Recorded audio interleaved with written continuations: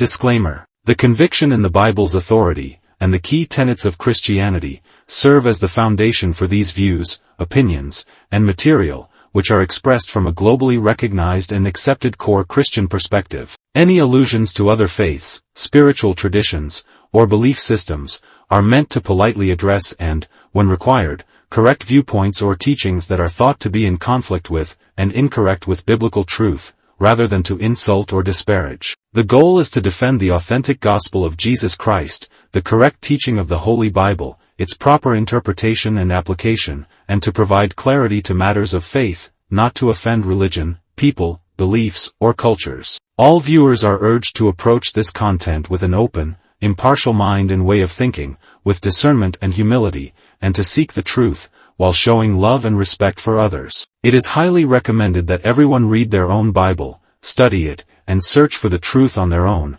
with the assistance of the internet, search engine, and artificial intelligence like Google and ChatGPT. You hear the word cult, right? And your mind probably jumps straight to sensational headlines and these wild, dramatic stories.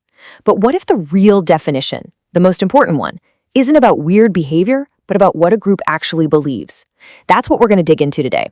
We're going to use our source material to cut through all that noise and get to the theological heart of the matter. So let's start with the big question. What really defines a cult? Is it all the bizarre, headline-grabbing stuff we see in documentaries? Or is it something deeper, something quieter, something rooted in what a group actually teaches? Well, from a theological perspective, it's definitely the latter. And this slide just lays it out perfectly. On the one hand, you've got that pop culture image, bizarre rituals, total isolation, the whole shebang. But then on the right, you have the theological focus. And this is the key. It's about a group that denies the core, essential beliefs of a faith while still claiming to be a part of it. It's that internal contradiction that we're really going to focus on. Okay, so to really get a handle on this, we've got to get our language straight. We need to move past the sensational stuff and lock in a clear, working definition based on what our sources are telling us. Now, this is where it gets really, really precise. According to our source, gotquestions.org, a cult, in this theological sense, isn't defined by its weird practices. It's defined by its doctrine. It's a group that says no to foundational Christian beliefs. Things like who Jesus is or how salvation works. But at the same time, they insist they're Christian. That's the critical piece, claiming to be in the club while tearing up the rulebook. And that brings us to this really crucial idea our sources highlight, the cult of Christianity. Now, we're not talking about other world religions here. This term is laser-focused on groups that basically grew out of Christianity, use all the Christian language, but have fundamentally twisted the essential message. The Bereans Apologetics Research Ministry gives us this super sharp definition. You seeing the pattern here? Once again, it's all about a group claiming to be Christian, but pushing a system that flat out denies what Christianity is built on. It's that contradiction. That's the whole thing. So what are these central doctrines we keep talking about? Well, our sources say it almost always boils down to these two big ones. First, they deny the full divinity of Jesus. They'll say he was a great prophet or an angel or something, but not fully God. And second, they deny that salvation is by faith alone. They'll add a bunch of hoops you have to jump through, rules you have to follow, or works you have to do to earn your salvation, instead of it being a free gift. Those two right there are the biggest doctrinal red flags. All right, so we've got the theological definition down pat, but how does this doctrinal drift actually show up in the real world? What are the practical, on-the-ground warning signs you can actually look for? So what does this drift actually look like? Well, our sources point to a few common traits. Now, this isn't some rigid checklist, but these are definitely major red flags. Things like adding new books or revelations that they treat as equal to the Bible, or claiming they are the only ones with the real truth and everyone else is lost. Often, they'll treat their founder like he's the infallible messenger of God. And, of course, they reject core historic Christian beliefs, like the Trinity, that classical understanding of God as Father, Son, and Holy Spirit. Our source actually boils it down to this super simple 3-part test you can use for any teacher or group.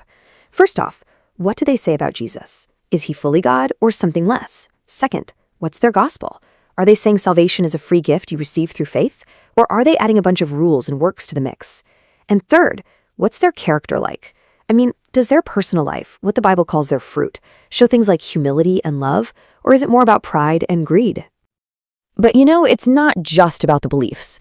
It's also about behavior. Our sources show that where you find these major doctrinal errors, you almost always find specific, powerful mechanisms of control that are used to manage the inner world of the members.